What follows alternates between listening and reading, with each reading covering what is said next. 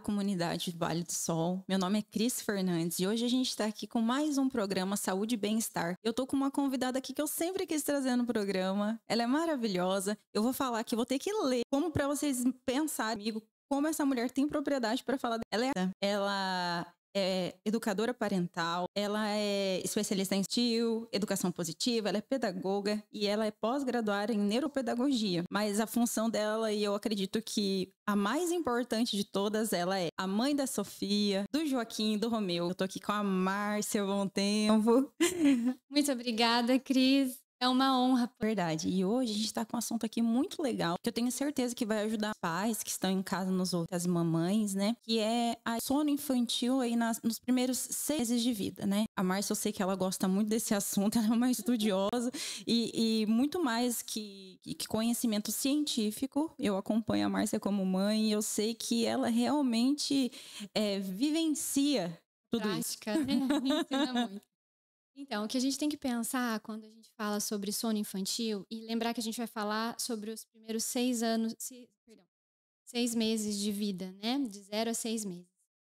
Existe uma transição muito grande nesse período, né? É um período de grande desenvolvimento cerebral, enfim, de todo o ser ali, o bebezinho.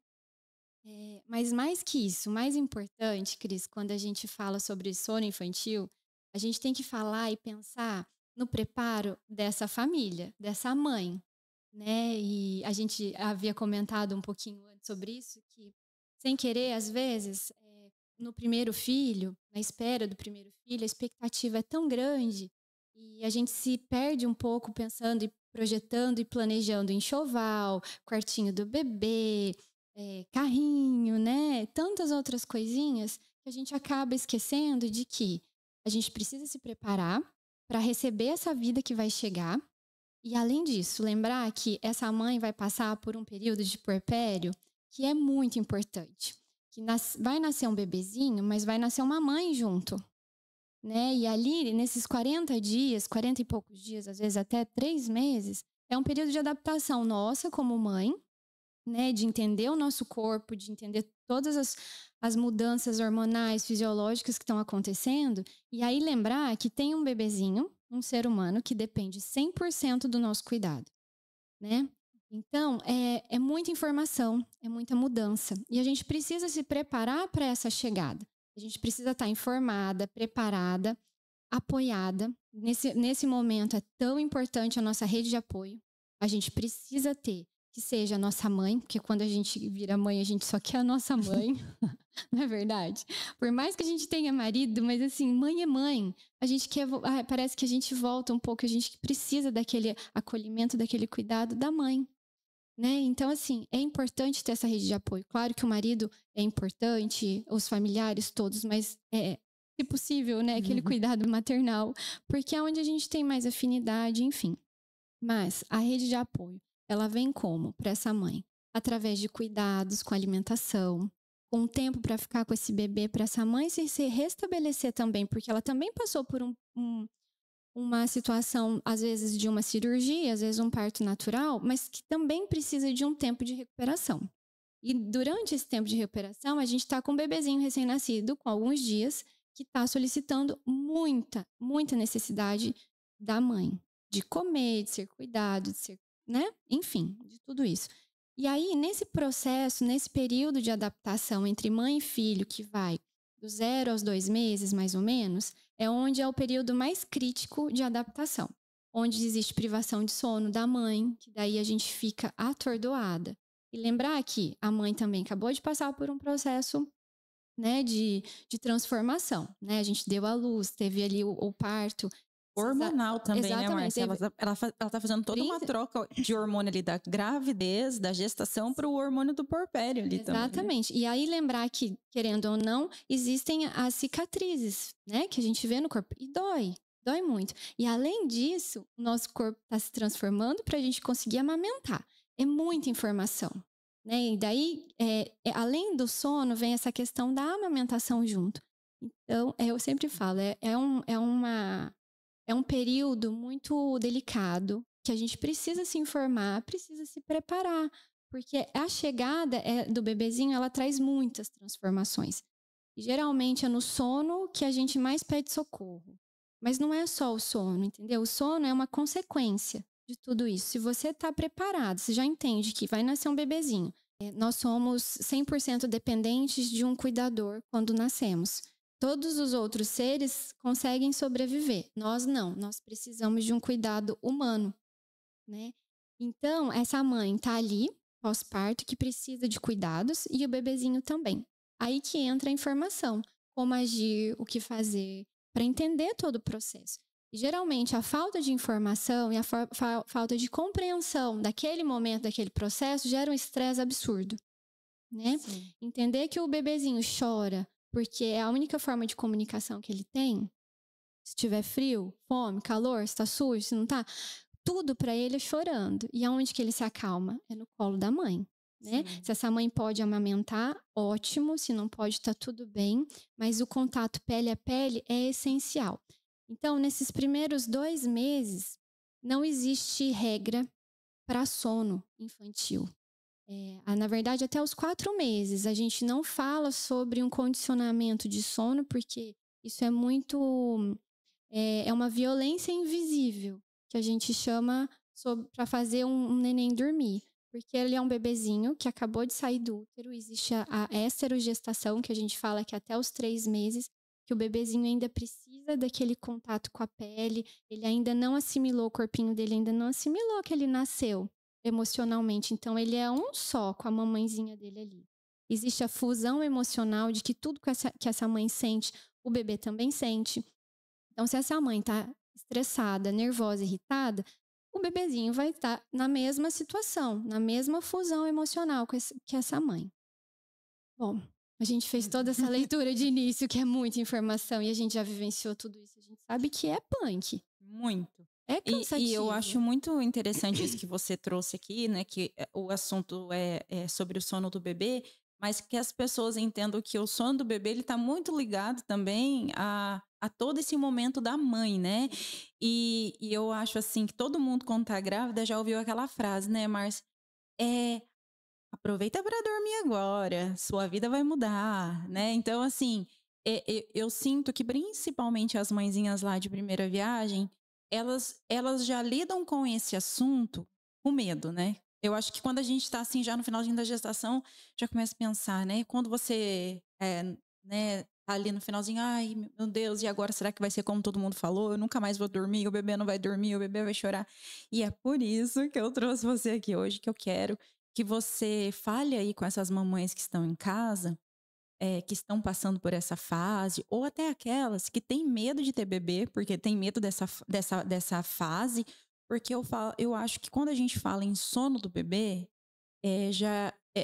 ela já vem como uma frase muito desafiadora. Os pais já vêm de uma forma negativa, porque todo mundo acha que todo bebê vai ter dificuldade para dormir, né, Márcia? Então eu quero que você explique melhor para a gente como funciona aí, né, esses primeiros meses. Tá.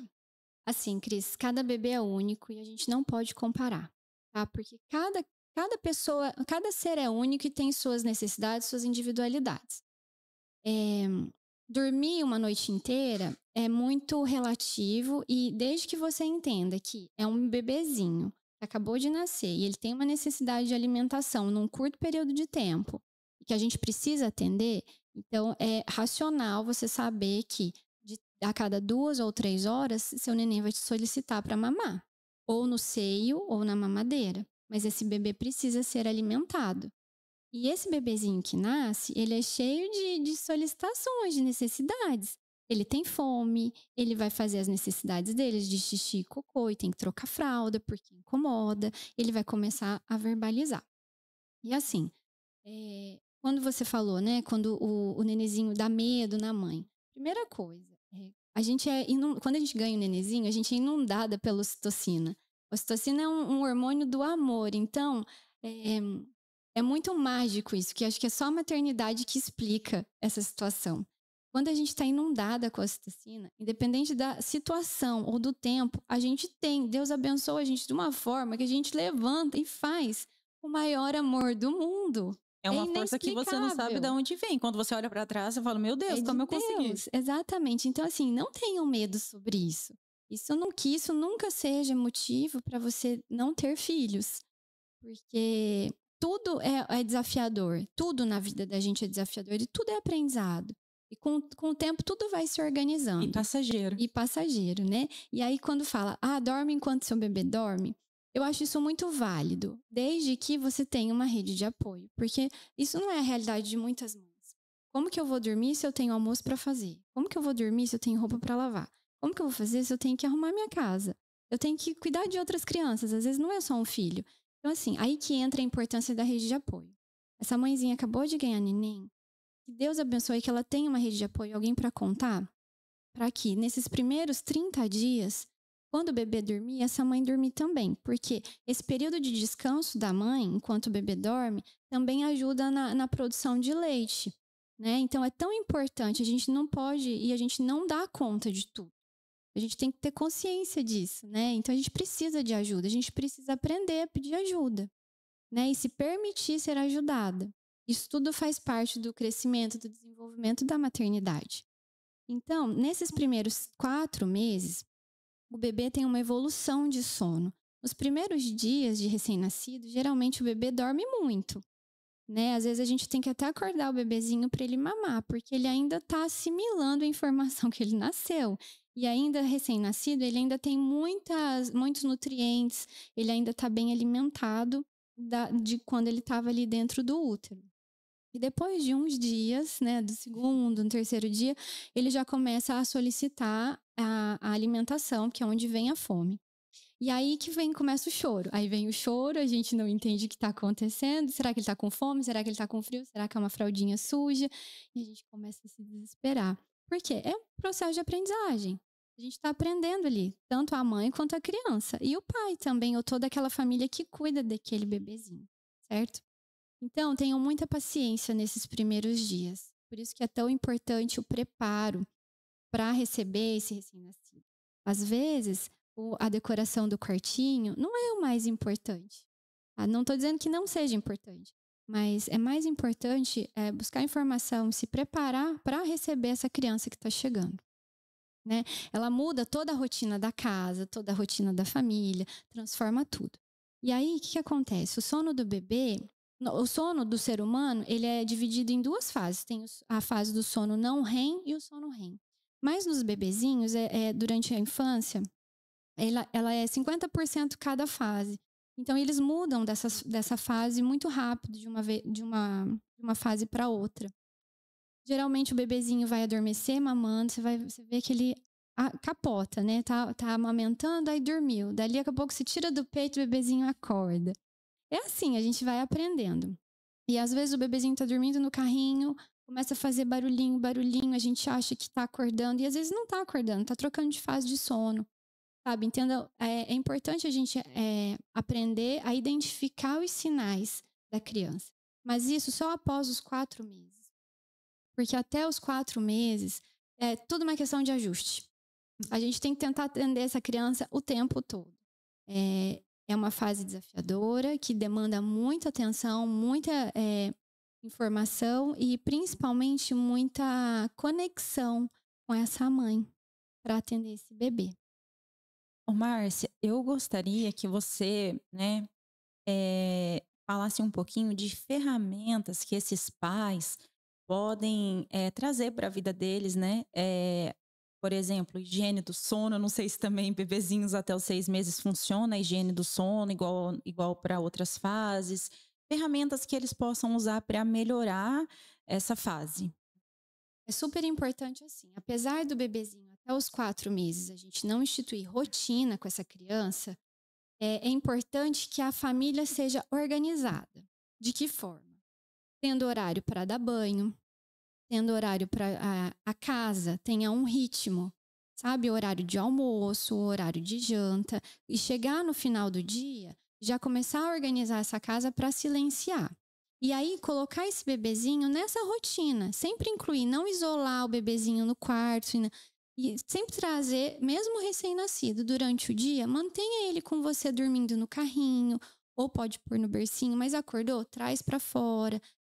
Converse muito com esse bebê o tempo todo. É muito importante a comunicação. Então, assim, nos primeiros 4 meses, trazer essa criança para a rotina da família.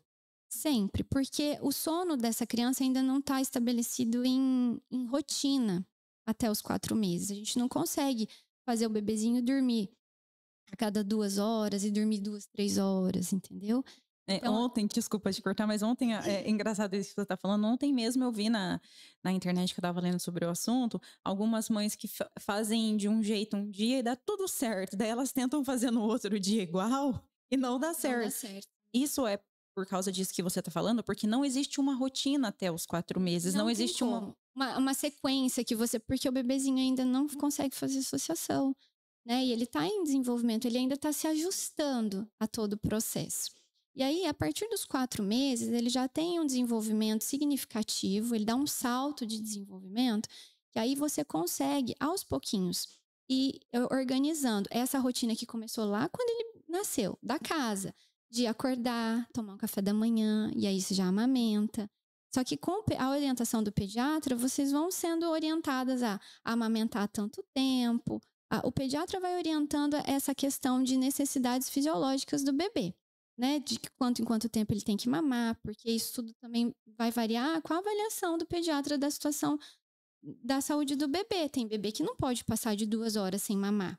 Tem bebê que tudo bem, vai passar 3 horas sem mamar e tá tudo bem. Então, tudo isso tem que ter acompanhamento pediátrico.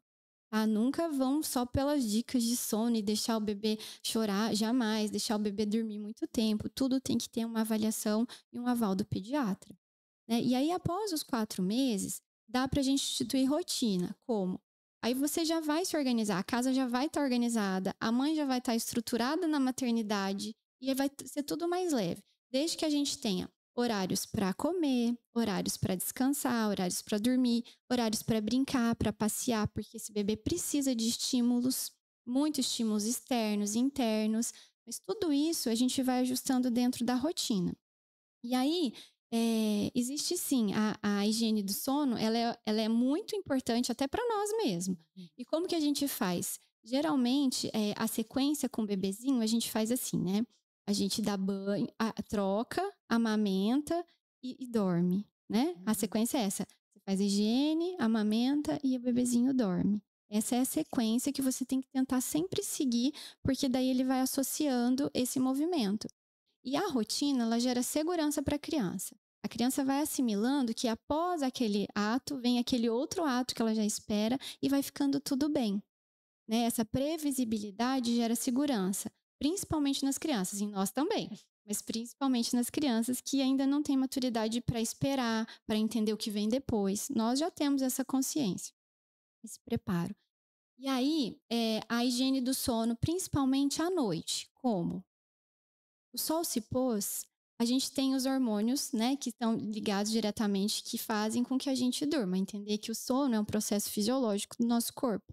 A gente vai falar um pouquinho mais cientificamente falando, né?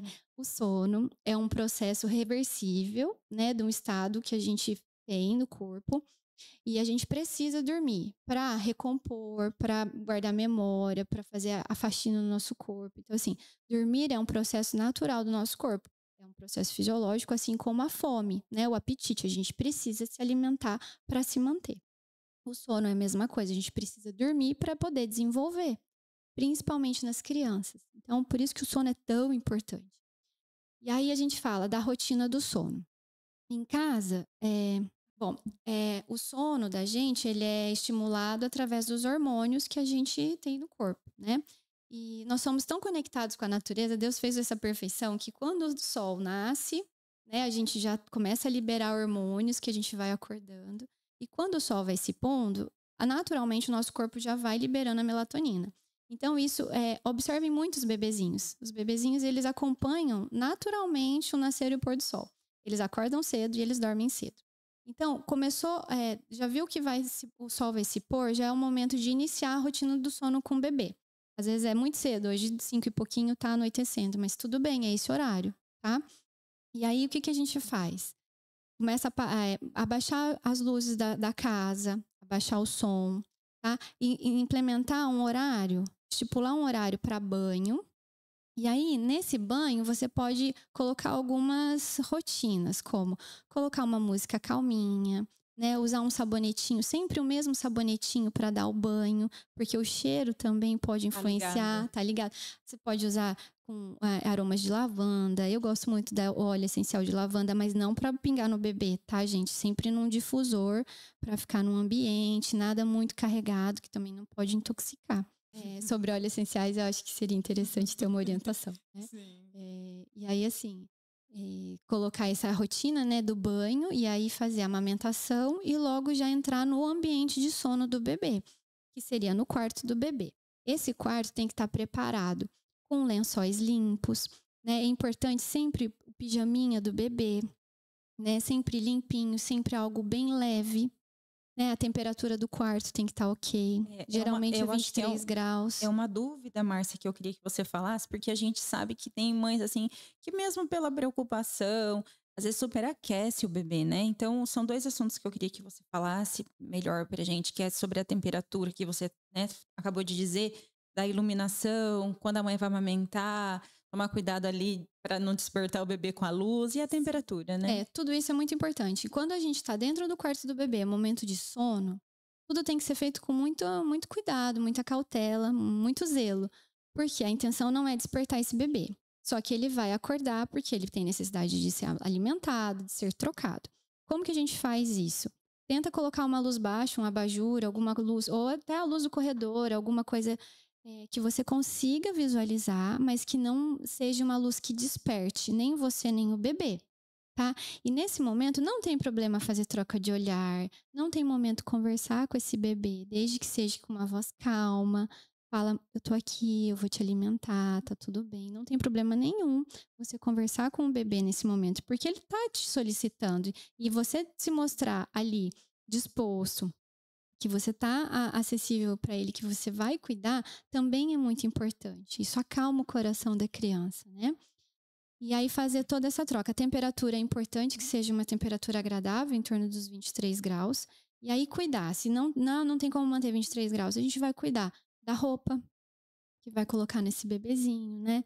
E aí tem as orientações do pediatra em relação ao uso de coberta, que tem que ter muito cuidado, né? Tem que ter o cuidado com os protetores de berço. Tem uma questão toda que a gente tem que avaliar.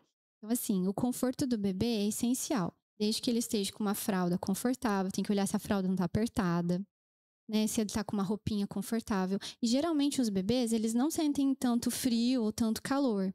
Eles conseguem fazer uma troca térmica tranquila se você estiver num ambiente confortável, né? Não há necessidade, mas tem que tentar manter a temperatura desse ambiente. Se não for possível, daí a gente tem que colocar roupinha a mais ou tirar um pouquinho de roupa nesse bebê. Lembrar sempre que o que eu sinto, meu bebê também sente. Exatamente. Eu gostaria de complementar isso aí, né? Como esse assunto que a Márcia está falando. Às vezes ali quando o bebezinho tá chorando e você já fez de tudo, eu acho que vale a pena, às vezes, você tirar toda a roupinha, fazer uma avaliação ali, o que pode estar incomodando o bebê.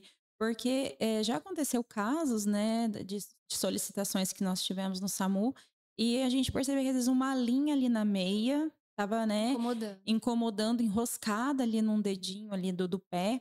E a gente sabe que em muitos casos eles, né, que pode causar até mesmo uma amputação ali no dedo, Às vezes um fio de cabelo pode enrolar. Um fiozinho de cabelo, é verdade, Márcia. Então, eu acho que às vezes ali vale a pena você fazer uma avaliação, tirar a roupinha, ver se não tem uma etiqueta incomodando, porque eu tenho percebido, não sei se é impressão minha, que as roupas estão vindo cada vez com etiquetas maiores, né? Não sei se é... E então, assim, às vezes uma etiqueta pode estar machucando a criança, né? A gente lembrar que ele não pode se comunicar, né? Então, ali, né? Então, ele vai usar o choro como comunicação. Então, fazer uma avaliação, olhar se não tem nenhum cabelinho enroscado em nenhum lugar, uma linha de uma meia que tá incomodando, a temperatura, porque às vezes a criança tá com calor, né? Sim. E muitas vezes a gente esquece que o fato de quando a gente amamenta a criança, ele se esforça muito. O bebezinho, ele se esforça quando a gente tá amamentando. Tem uns então, que transpiram nesse muito, momento, né? eles sentem muito calor. Então, lembrar de se agora vai vir o inverno, né? Observem. Às vezes tem que tirar uma meia, tem que tirar uma blusa, amamenta num lugar mais fresco. né? Porque isso também gera bem-estar no bebê. E aí ele tá relaxado, tá se sentindo bem amamentado, ele vai dormir. E você, como tranquilo. mãe de 3, né, Márcia, tem bastante experiência para falar pra gente que cada bebê é único, né? Cada Porque bebê é único. tem bebezinho que não. Você vai falar, ai, não, porque com o meu outro bebê eu fazia isso. Mas tem bebê que sente menos calor, tem uns que sentem mais calor, né? E uma coisa muito importante, Cris, após os 6 meses, a gente pode falar sobre dormir uma noite inteira. Mas o que é dormir uma noite inteira para você? Para mim, dormir uma noite inteira é, desde que meus filhos me solicitem, eu atenda e eles voltem a dormir, tá tudo bem. Tem gente que não. Uma noite inteira para mim, eu tenho que dormir a noite toda. E tem que entender sobre isso, que nem sempre vai ser a nossa expectativa, né? A gente tem que estar atenta aos sinais. É uma fase, eles vão crescer, com o tempo o sono deles vai ficar muito mais consolidado e eles vão conseguir dormir por um tempo maior. Mas eles sempre vão solicitar por nós. Porque até você falou no comecinho, né, sobre alguns bebês que realmente dormem a noite inteira, mas a gente tem que tomar, eu sempre quando me pedem assim, né, alguma orientação, eu falo, ó, tomem cuidado com bebês bem ali, né, nos primeiros dias, principalmente, que dormem a noite inteira. Às vezes é um bebê que tá fazendo hipoglicemia. Exatamente. E ele não tem nem força para chorar, certo? Então eu acho que a gente tem que refletir muito sobre isso, né? Achar que, ai, o bebezinho da minha prima, da minha irmã dormia a noite inteira. É que cada bebezinho tem sua própria característica, né? Cris, só que assim, nesse tempo todo em que eu venho estudando e vendo sobre sono infantil e vivenciando tudo isso, fica muito claro o seguinte: tudo está relacionado ao meu estado emocional. Tudo está relacionado a como eu estou. Se eu estou descansada, se eu estou bem física e emocionalmente. Se tá tudo bem com os meus filhos, porque eu consigo resolver. Eu sou o adulto responsável por ele.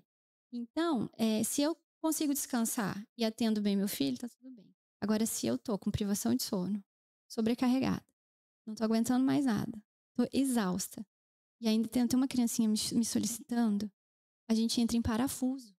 Então, quando a gente fala de sono do bebê, é muito relacionado a nós mesmas, a nós. Sabe? Então precisa dessa avaliação. Claro que tem questões de transtornos, de distúrbios de sono que precisam. Só que tudo isso você vai levar essas queixas, essas situações para o pediatra. É o pediatra que vai te orientar sobre isso. Mas, no geral, dormir bem e estar tudo bem depende do nosso bem-estar, da nossa situação emocional. E muitas vezes é ali no puerpério que a mãe está isolada, se sentindo sobrecarregada, sozinha, sem apoio emocional, sem apoio da rede de apoio ou do próprio marido ou de quem está ali do lado dela. E essa mãe sozinha, ela se sente perdida, ela não sabe o que fazer. A gente não pode esquecer que essa mãe também precisa de ajuda. Essa mãe também é uma recém-mãe. Assim como a gente tem um recém-nascido, a gente tem uma recém-mãe que precisa desse cuidado. E muitas vezes a sociedade acaba esquecendo desses cuidados com essa mãe. Né? A gente olha para a mãe e fala assim, cuida que o filho é teu, você que pariu, você que cuide. E não é assim que funciona. Né? A gente que é mulher, a gente sabe o quanto a gente tem oscilação emocional, hormonal nesse período. E eu sempre penso também no fato de que quando você está grávida, todos os olhares estão voltados para você, né? Assim, eu digo os olhares no sentido de cuidado, de proteção, como você tá. E durante ali, às vezes ali, vamos supor, vamos falar ali de um parto cesariano. Em 40 minutos, você deixa de ser uma gestante, se torna uma mãe responsável por um bebezinho, que é muito rápido esse processo, né? Eu digo, né, nem vou dar o exemplo aí de um parto natural, que às vezes demora horas, né? E, de repente, você não é mais o foco e você precisa se responsabilizar por aquela situação, e você também está debilitada, como você disse, ali em troca de hormônios, ali, né, você está começando a gerar alimento para o seu bebê, que é uma coisa muito forte, né? Eu falo, nossa, é fantástico, né? Saber que a gente vai nutrir aquela criança. Então, acho que são várias coisas, e até eu te perguntar sobre isso, mas você acabou de me responder. Eu acho que a ansiedade, realmente, ela interfere muito na qualidade do sono do bebê, né? Ela muda muito a qualidade do sono. E olha, até vou te confessar aqui que não importa se você tem muitas vezes conhecimento, se você realmente não tiver um controle emocional ali, porque eu lembro que no meu primeiro mês ali com a Lara, ela não, né, chorava bastante, não dormia bem, e eu realmente passava aquela ansiedade para ela, porque eu queria que ela ficasse bem, porque você começa a achar aquilo um sofrimento, né? Não só para você, mas eu digo um sofrimento pro bebê. Você acha que o bebê tá sofrendo, porque você não tá fazendo algo errado. Eu lembro que eu levei ela até trocava de pediatras, assim, porque eu queria entender.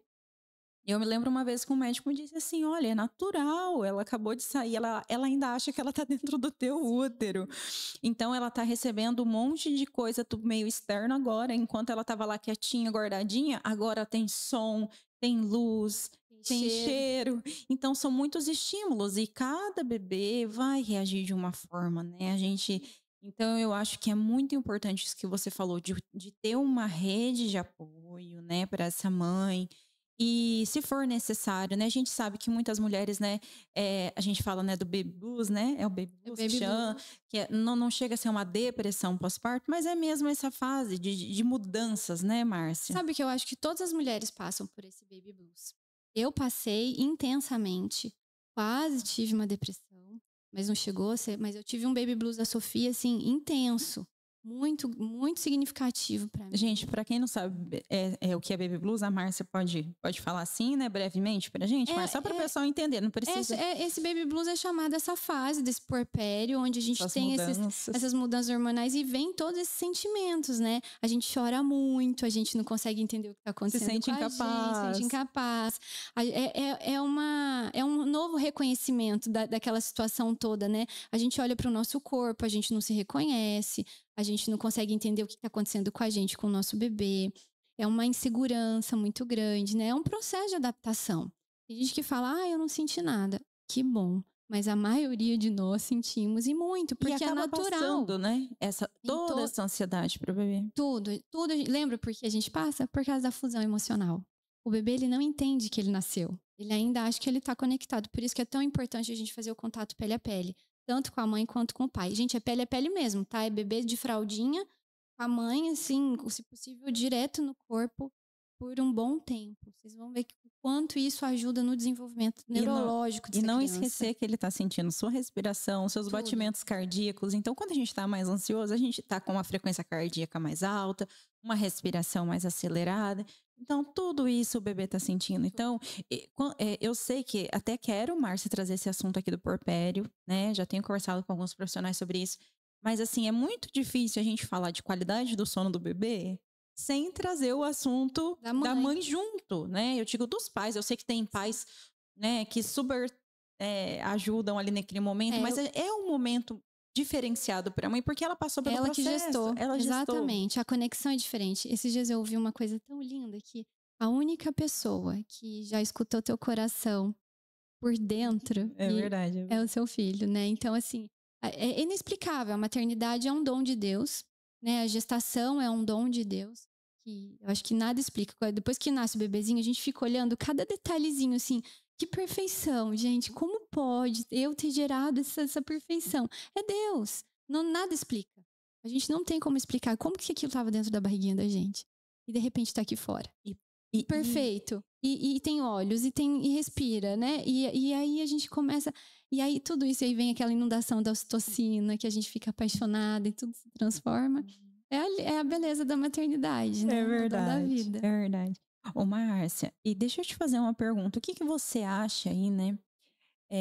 Com uma especialista nesse assunto do sono do bebê, dos objetos que são introduzidos, eu não sei, eu queria até que você falasse pra gente a partir de quantos meses é seguro introduzir objetos como uma fraldinha que tenha um cheirinho, algum objeto, algumas crianças têm umas naninhas, né?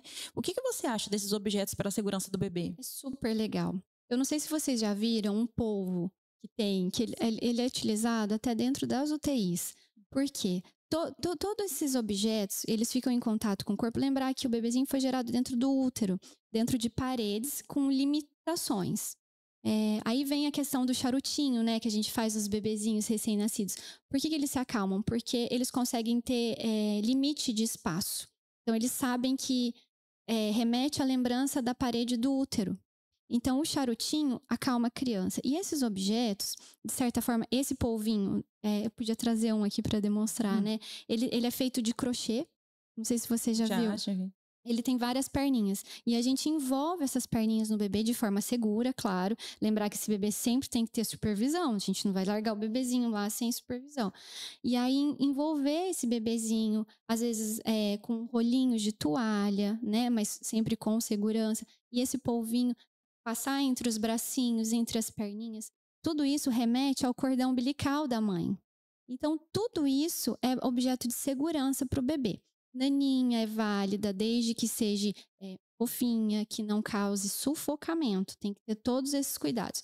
Mas a gente chama também de objeto de transição. Às vezes a mamãe tá ali no colo, fica amamentando e vai passar para o berço ou para o carrinho. É um objeto que está com o cheirinho da mãe, passa para o carrinho e a criança está ali apegada e tá tudo bem. Tá? Isso não vai criar, não vai prejudicar essa criança nem no desenvolvimento dela. Ah, então, assim, tudo que fala, ai, não fica com essa criança muito tempo no colo, porque depois não vai acostumar e não vai querer sair do colo. Gente, isso tudo é uma cultura, tá? É um peso a mais na maternidade, que isso só faz mal pra gente. O bebezinho, ele precisa desse colo, a gente precisa ter colo para essas crianças o máximo de tempo possível. Eu tenho certeza que a Lara ainda te pede colo. Muito. Gente, a Sofia, às vezes, ela tá maior do que eu já. O Joaquim, o Romeu, todos eles precisam de colo. Mas eles não ficam o dia inteiro no meu colo, né? Teve o tempo em que eles passavam uma grande parte do dia colado em mim durante os primeiros meses. Mas com o tempo, eles vão adquirindo novas habilidades e já vão deixando o nosso colo. Isso é natural. É natural. Então, assim, não tenham medo de dar colo. Colo não vicia, pelo contrário. Quanto mais amor a gente dá, mais segurança e mais calma essa criança fica. Tá? Eu acho que cada fase é desafiadora, né? Um dia eu ouvi uma frase assim, né? Você que tem filhos em idades diferentes, né? Que diz assim que é como um videogame. Cada fase vai ficando mais difícil, né? Porque eu assim acho mesmo. Até esses dias a gente conversando, né, Márcia, sobre a diferença das idades e como você tá, né? Como você tá lidando com tudo isso. Mas eu falo assim, são fases desafiadoras, mas eu acho que eu não diria mais difíceis. Eu acho que são diferentes São mesmo. diferentes, mas elas não são... É que assim, nesse momento a gente tá falando do sono do bebê. Aí a gente pensar hoje, né? Olhar para trás e falar, nossa, se esse fosse só o meu problema, tava tudo bem. E assim, são fases, são dificuldades, desafios em momentos diferentes. E a gente vai aprendendo a lidar com isso. Exatamente. E a gente tem que ter em mente o seguinte, é um ser humano, não somos nós bebês. São seres humanos com vontades, com personalidades. É um ser humano único, com vontades próprias. Então, a gente vai fazer o que pode para tentar atender. Mas a gente não pode criar expectativa em cima daquela criança, né? E aí é onde vem a nossa frustração, e aí é onde dá tudo errado, e aí começam a ter conflitos. E isso atrapalha muito o desenvolvimento dessa criança. Às vezes, dentro da educação parental, a gente olha muito para essa criança, que às vezes, para atender o pai e a mãe, essa criança acaba se anulando. Ela deixa de ser quem ela é para atender o pai e a mãe. E isso é muito prejudicial. Isso não pode acontecer. A gente tem que respeitar a individualidade de cada um. Se a Lara quiser ser a maior cientista do mundo, e o teu sonho para ela é que ela seja uma atriz da televisão, você tem que permitir que ela seja a cientista que ela tanto sonha. Porque quem quer ser atriz é você e não ela. É um exemplo, você entendeu? Sim. Então a gente não pode permitir que os nossos filhos sejam a nossa expectativa de vida. A gente não pode projetar neles o que a gente imagina para nós. Por mais que a gente ache que eu tô desejando o melhor para ela. Eu sei que ela tem que fazer isso porque isso vai ser o melhor para ela. E não é assim. E isso se aplica, tá, lá no bebezinho. A gente não pode, não, ele vai dormir na cama porque aqui é o melhor para ele. Às vezes esse bebezinho quer o teu colo. Esse bebezinho precisa desse contato, desse acalento, de se acalmar junto com você. Uma técnica muito legal, Cris, que eu sempre usei com as minhas crianças, é controlar a respiração. Quando o teu bebezinho tá muito nervoso, você não sabe o que fazer, se acalma primeiro, tá? Primeiro você. Respira fundo. Coloca a máscara primeiro em você. A doutora Fernanda usou, a gente usou esse termo aqui, né? Exatamente. Primeiro oxigênio em nós, depois pra gente poder acudir, porque se eu não tô bem, como é que eu vou atender quem precisa de mim? Então, assim, faça respirações profundas até você conseguir acalmar o seu coração, porque o bebezinho, ele se conecta coração com coração. Ele percebeu que teu coração tá calmo, coloca ele com você e continua, por mais que ele esteja chorando, coloca ele aqui com você e continua a tua respiração profunda em exercício de acalmar, que você vai ver que automaticamente ele vai se acalmar através do neurônio espelho. Ele vai se acalmar. Isso é muito incrível. Quem tem com um nenenzinho pequeno, faça essa experiência e depois me conta, porque é incrível. Então, isso serve de exemplo para que tudo que a gente sente, tudo que a gente faz, reflete na criança. Absolutamente tudo. Concordo plenamente.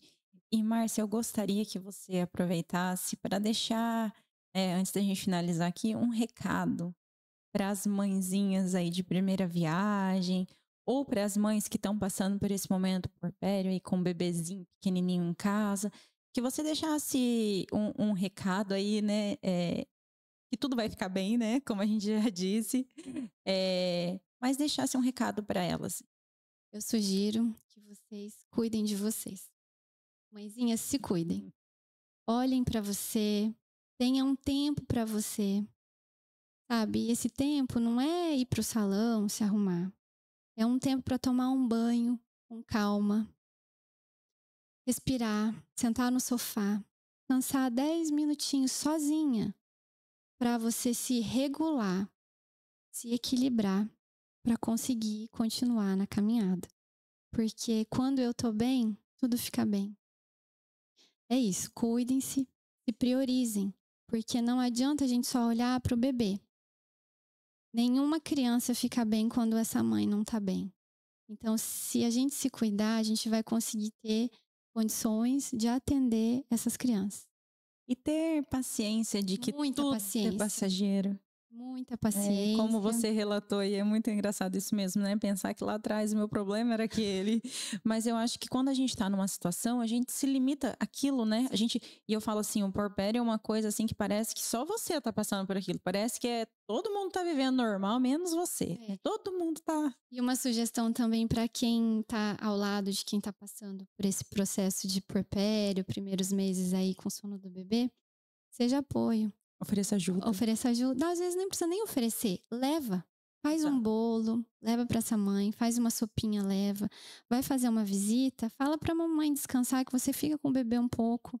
Lava a louça para essa mãe. Às vezes ela não tá tendo tempo nem de lavar a louça, nem de tomar um banho. Vai lá tomar um banho que eu cuido dele para você. Tudo isso é cuidado, é carinho e é amor. Isso tudo é importante para essa mãe. Então, assim, se a gente cuidar dessa mãe, esse bebezinho vai ficar bem. Eu acho que se a gente pudesse resumir essa entrevista aqui, a gente pode dizer que a qualidade do sono do bebê aí nos primeiros 6 meses de vida se dá a todo o contexto. Exatamente, era isso. Quando você me convidou, Cris, eu falei, meu Deus, como é que eu vou falar só sobre o sono sem contextualizar tudo, sem explicar que esse bebezinho depende de uma mãe, ou de um pai, ou de um cuidador que esteja consciente, equilibrado, para poder dar conta dessa demanda. Porque é muito desafiador, é muito intenso tudo isso, né? A gente não consegue... No entanto, teve uma época, aconteceu uma situação comigo, a minha irmã foi viajar e deixou o Pedro comigo, ele tinha 1 mês. E aí eu cuidei dele a noite inteira. Foi a primeira vez que ele tinha ficado comigo, ele tinha 1 mês, eu acho. Ele ficou comigo, ele dormiu bem, ele passou o dia bem. Por quê? Porque eu não tava no puerpério. Eu tava ótima, eu tava disponível, descansada, disponível para ele. Cuidei dele nas necessidades que ele teve. E minha irmã chegou e falou assim, mas como que ele não acordou à noite? Como que você fez isso? Mas por quê? Exatamente isso. Não era eu que estava vivenciando. E aí é outro contexto. Outra visão. Outra visão, é outro momento. Às vezes a gente brinca, né? É tão mais fácil ser tia, exatamente por isso.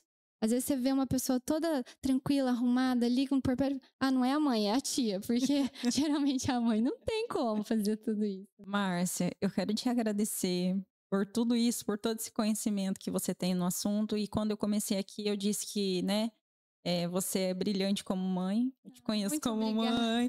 E eu falo assim, de tudo que eu sempre admirei em você, eu acho que faz muito parte do que a gente conversou aqui, essa paciência, essa paz que você tem, essa tranquilidade para falar, né, essa calma, essa respiração devagar.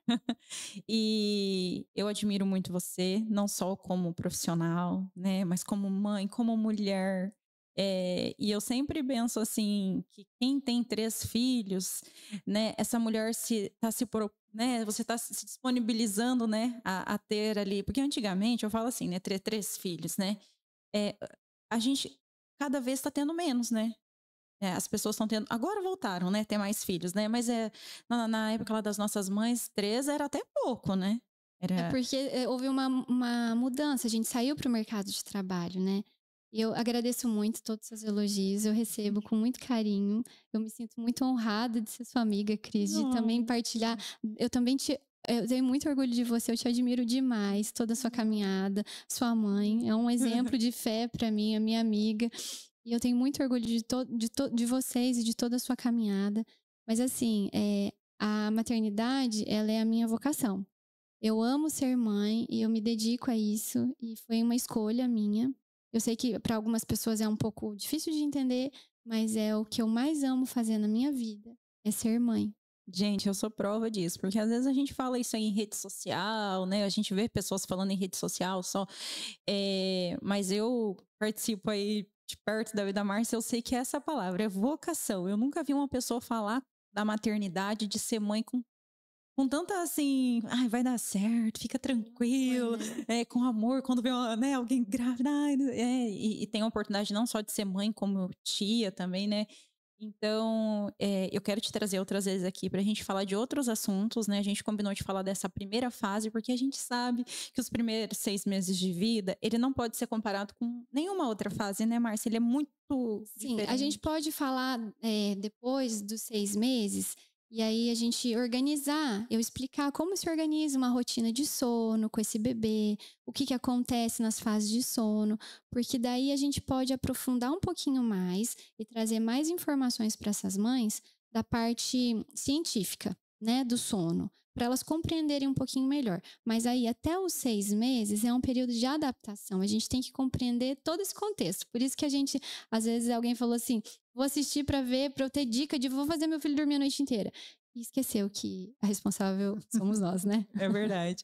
Maravilhoso, tá? Muito obrigada por se disponibilizar de estar aqui hoje passando essas informações tão valiosas, que às vezes tem uma mãezinha lá em casa que vai ouvir hoje e vai entender que talvez a qualidade do sono do filho dela dependa muito mais dela do que ela imagina, né? Não é muito sobre o bebê, mas sobre como ela se sente e as necessidades que ela também tem. Não é verdade? Beijo, Márcia. Muito Obrigada. obrigada. Muito obrigada, Cris.